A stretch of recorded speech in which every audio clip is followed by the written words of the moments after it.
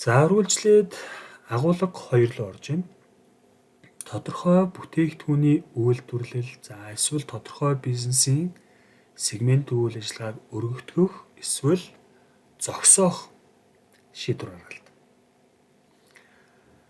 Тэгэхээр юу гэж юм нэхэр компани менежерүүдийн гаргадаг чухал шийдвэрүүдийн нэг нь мэдээж бизнесийн сегмент гэдэг зүйлийг илүү өргөжүүлэх эсвэл алдагдaltaй байгаа бол тухайн сегментийг зогсоох гэдэг шийдвэр гаргалт байдаг. Тэгэхээр энэ шийдвэр гаргалт хийхэд бол мэдээж тэдгээр шийдвэрийн санхүүгийн нөлөөллөөс шалтгаалж шийдвэрээ гаргана гэсэн үг. Тэгэхээр магадгүй манай А компани 21 аймагт салбартай байгаад нэг салбар нь жил бүр ингээ алдагдaltaй ажиллаад л байгаа. Тэгэхээр тухайн алдагдaltaй салбарыг бид нар хаагаад тухайн салбарт байгаа хөрөнгүүдийг ашигтай байгаа салбар дээр нь өргөтгөөд нэмэгдүүлээд явах боломжтой байдаг гэсэн. Тэгэхээр тухайн сегментийн санхүүгийн нөлөөллийг тооцноо л гэсэн. Тэгэхээр энэ нөлөөллийг тооцохдоо мэдээж зардлыг шинжилнэ гэж. Зардлыг шинжилнэ.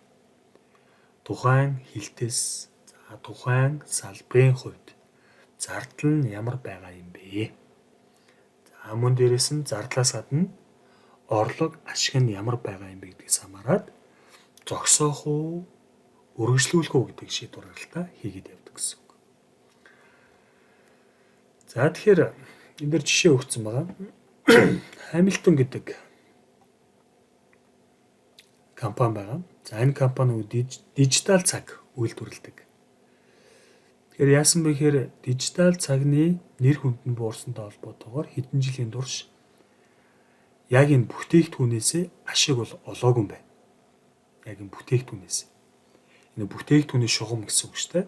Дижитал цаг гэдэг бүтээгдэхүүний шугамаас ашиг олоогүй. Тэгэхээр энэ компани дижитал цагны үйлдвэрлэлийг цааш үргэлжлүүлэх үү эсвэл зогсоох уу гэдэг шийдвэр гаргалтыг хийх гээд байна гэсэн. За тэр ямар мэдээлэл өгсөн бэ гэхээр тухайн сегмент буюу бүтээгдэхүүний шугам байна. Бүтээгдэхүүний шугам. Тухайн бүтээгдэхүүний шугамын орлогын тайлангийг харуулж байна. Дижитал цагны дижитал цагны. Тэгэхээр дижитал цагны борлуулалтын орлого нь 500 мянга байна. За хувьсгал зарлуудаа асах юм бол компани ахиу зэшиг нь 300 мянга байна. За 300 мянгасаа компани тогтмол зардлуудаа нөхөөд 100 мянган алдагдaltaй байгаа юм байна. За одоогийн байдлаар сегментийн орлогын тайлаг. За тэгэхээр үйлдвэрлэлийн тогтмол нэмэгдэл зардал болон ерөнхий удирдлагын тогтмол зардал нь дижитал цагны шугамыг зогсоосон ч нөлөөлөхгүй тийм зардлууд байдаг шүү гэж. Тэгэхээр энэ шугамыг хэрвээ зогсоочих юм бол энэ зардлууд нь бусад бүтээгдэхүүний шугам нь дахин хуваарлагдаа явцдаг. Тэгэхээр энэ тухайн сегмент өөрөө энэ алдагдaltaй байна гэдэг нь өөрөө энэ зардлын хуваарлалтаас холбоотой байж болно. Зардлаа илүү дүнгээр шингээгээд тухайн сегментийг алдагдaltaй юм шиг харуулсан байж болно шүү гэж. Тэгэхээр нөгөө зардлын хуваарлтыг эргэж харах хэрэгтэй. За тэгэхээр тухайн дижитал цагны үйлдвэрлэлд ашиглаж байгаа тоног төхөөрөмжийг өөр байдлаар бол хэрэглэх боломжгүй юм байна. За мөн дээрээс нь үлдэх үн цэнгүй юм байна гэж. За тэгвэл одоо шийдвэр гаргана. Энэ цагны сегментийг бид нар цааш үргэлжлүүлэх үү эсвэл зогсоох уу гэдэг шийдвэр гаргалтыг хийнэ гэсэн үг. За хийхдээ эхлээд ахиу зэшгийн хандлагаараа бид нар тооцоолыг хийх гэж байгаа.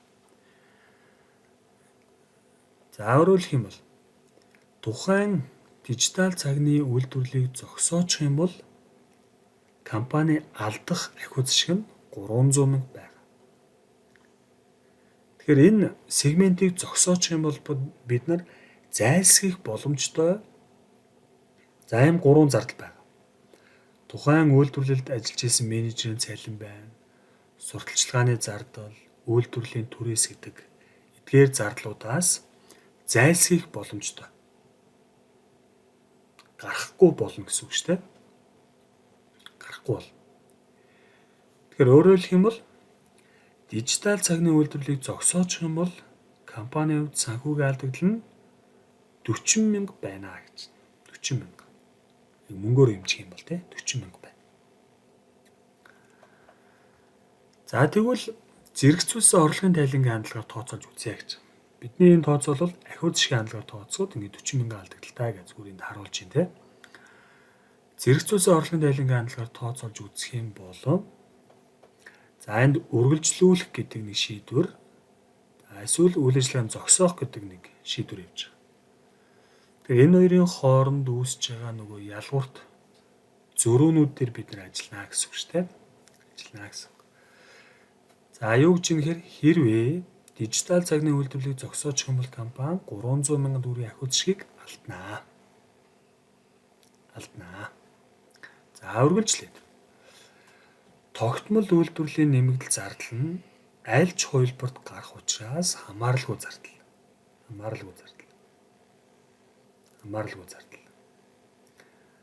За үргэлжлээд. Хэрвээ тухайн бүтээгдэхүүний шугамыг бид нар зогсоочих юм бол тухайн шугам дээр ажиллаж исэн менежерийн цалин байхгүй бол. Тэгэхээр энэ менежерийн цалин бол шийдвэрт хамааралтай зардал байна гэдгийг энд харуулж байгаа. За үргэлжлээд. Илэгдэл гэж. Тэгэхээр илэгдэл бол өнгөрсөн зардал юм аа. Хөвөх буюу өнгөрсөн зардал. Мөн дээрээс нь тоног төхөөрөмжийг өөрөөр хэрэглэх боломжгүй байгаа. Үлдэх үнц нь байхгүй байна.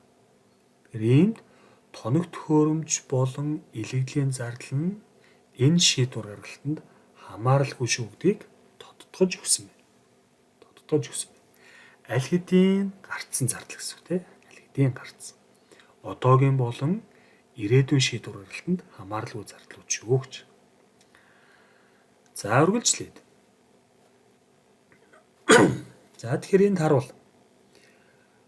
Үйл ажиллагааг зогсоочих юм бол компани 140 мянган алдагдал ингээ хүлээх юм байна. Үйл ажиллагааг нь үргэлжлүүлэх юм бол компани 100 мянган алдагдaltaй байна. Өөрөөр хэлэх юм бол дижитал цагны үйлдвэрлэлийг үргэлжлүүлчих юм бол компани 40 мянган ашигтай байна гэдэг шийдвэр явж байгаа. 40 мянган ашигтай. Тэгэхээр бид нар энэ за яг энэ шийдвэр гаргалт хийхдээ угаасаа алдагдaltaй байгаа юм чинь гээд шууд үйл ажиллагааг зогсоож болохгүй гэсэн үг. Тэгэхээр энэ 100 мянган алдагдал чинь өөрөө ашиг байсан байж магадгүй гэж. За яагаад гэвэл энэ нөгөө хуваарлагдсан байгаа үйлдвэрлэлийн тогтмол зардлууд. нь арай илүү дүнгээр хуваарлагдаад компани тухайн сегментийг алдагдaltaй гэсэн байдлаар ингээ харуулсан байж болно гэж. Тэгэхээр мөнгөн дүнгээр ингээ алдагдaltaй юм шиг боловч тэр зардлын хуваарлалтаа ингээ цаанаа тооцож үзэх юм бол бүтээгдэхүүний сегмент өөрөө ашигтай байсан байж болно. Тэгэхээр компани яах вэ гэхээр тэр хуваарлагдсан байгаа зардлуудаа эргэж харнаа л гэсэн үг. Тэр яг санхүүгийн ашиг алдаглалын хувьд тэр ялгуурт ашигын тооцоололоор үзэх юм бол компани